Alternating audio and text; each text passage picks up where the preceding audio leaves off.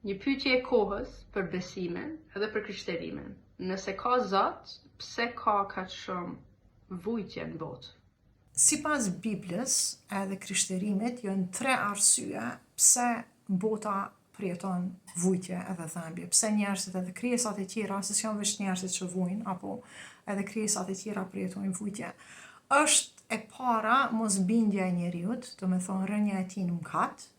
E dyta që Satana bashkë me engjujt e tij të rënë, demonët do me thonë, vazhdimisht përdor njerëzit edhe situata të ndryshme për me shkaktu vujtje. Edhe e treta, që ka njëherë din me qenë edhe ma e vështirë me u pranu prej njerëzve, është sepse Perëndia e lejon nga njëherë që të vuajnë edhe drejtit, edhe personat e mirë, për shkak se vujtja din me na rafinu, edhe me na ba të pastër si ari, i kulluar, si që thot edhe Bibla.